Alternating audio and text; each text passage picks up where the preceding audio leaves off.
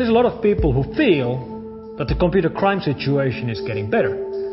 I claim that it's actually getting worse, and I'm going to show you exactly why we think that and why it's likely to continue to get worse. My name is Mikko Hyppönen and I'm the Chief Research Officer for F-Secure Corporation. We fight computer viruses every day to protect our users around the world.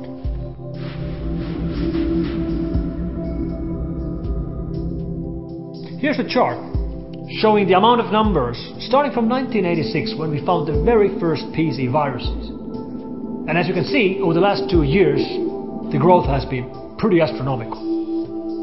And many people don't understand this because they're still thinking back to the large outbreaks with viruses like Slammer and Blaster and Sasser and MyDoom and Love Letter, which 5, 6, 7 years ago went around the world and infected millions of PCs, becoming front page news all over the world.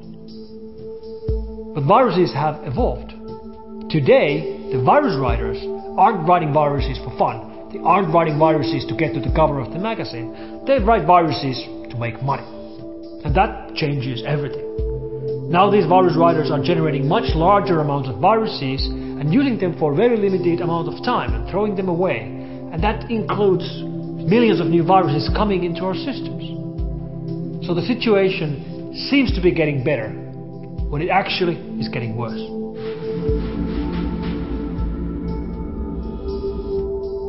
If we think back 1, maybe 2 years, most of the infections were coming in email attachments. That doesn't work very well today because operators are filtering out malicious attachments. So the attackers have shifted tactics, and now it's much more likely to get infected by just surfing the web and happening to end up to a web page which contains an exploit which infects your machine just by visiting the page.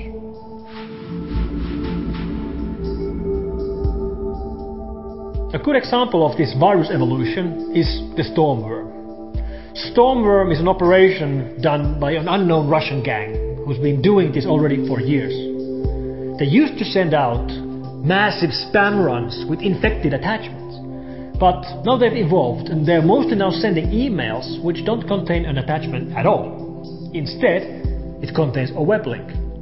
So you get an email pointing you to a greeting card or a free game, or even something pretty clever like receiving an email which tells to you that did you know that there's a video of you in YouTube.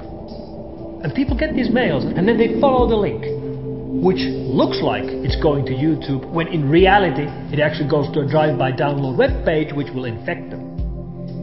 And what Stormworm really is all about is infecting large amounts of computers to build a botnet. Now traditionally botnet always have a central server, and it was pretty easy for us to shut down botnets like this. We just locate where the server is and we shut it down and the whole botnet dies. In Storm there is no central server.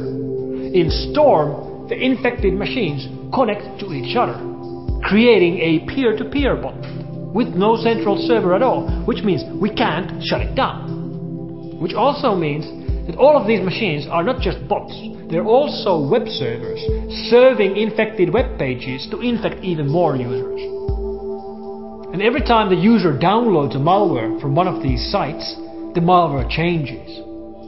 So we would take our machine and connect to one of these infected bots and download the malware multiple times so we can analyze how it changes. But when we do this bot would automatically detect that hey, this guy is downloading the same malware over and over again, he must be an antivirus guy.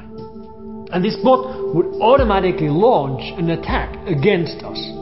It would tell all of his friends and now they would all attack us. And this is something that we've never seen before. We've never before seen a botnet which automatically and aggressively retaliates against anybody who tries to analyze it.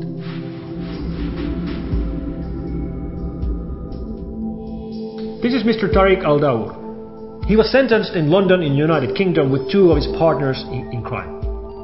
What they were doing was that they were distributing Windows Trojans which contained a keylogging component.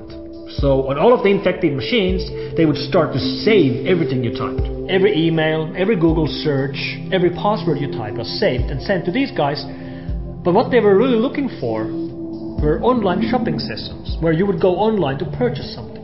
Because when you buy something online, you will type into the web form your name, your street address, and your credit card number and the expiration date. And if someone else gets that information, they can use your card. And with this mechanism, these criminals collected 37,000 international credit card numbers. They used those numbers to set up new gaming accounts at online poker gaming sites. They would set up a new account, then set up a new table where all the other players would be their own accounts.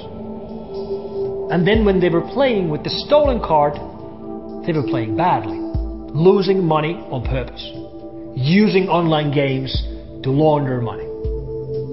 And they took the resulting money back to online shops to buy weird stuff.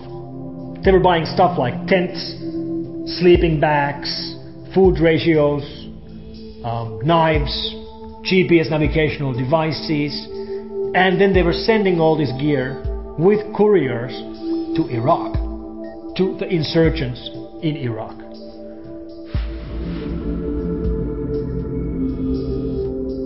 Credit card numbers, hologram for credit cards, bank accounts, fabricated passports, pretty much anything's for sale. For example, here somebody's selling bank accounts, most likely collected with a keylogger. So you can see the amount of money in each of these bank accounts, and the guy here is selling it for a fraction of the money on the accounts. And he's selling them because he himself don't have means to cash the money without getting detected. So he's selling it to someone else who can do that.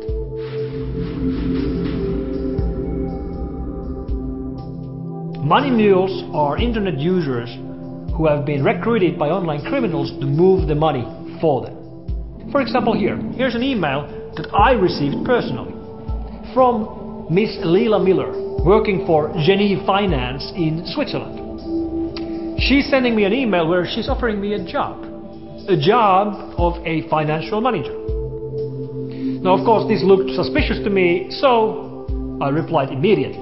I replied, from my work address at fsecure.com, asking them, oh yes, what do I need to do? 2 hours later, I got a reply back from Mr. Olaf Kleinzer from Genève Finance, sending me 2 Word documents and saying, please take a look at these documents. So let's have a look at Mr. Olaf Kleinzer. He's working for Genève Finance, which is in Switzerland. His fax number starts with +1, so it goes to the United States, and his website is at www.geneve.eu.tc. And TC is the country code for the Turk and Cocoa Islands in the West Indies.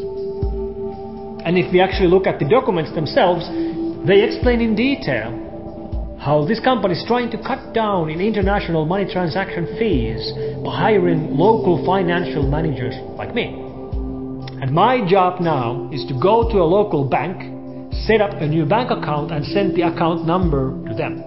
And then they will be doing money deposits to my account, thousands and tens of thousands of euros.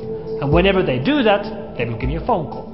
So then I have to go to the local bank, pick up the money in cash and wire the money to faraway places like Ukraine or Belarus using untraceable online wiring mechanisms.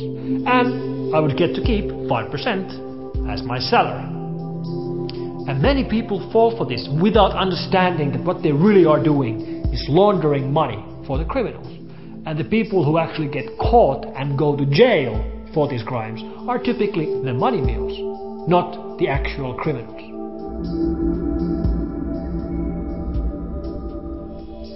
I started with a pretty depressing statement, so I want to end with a promise.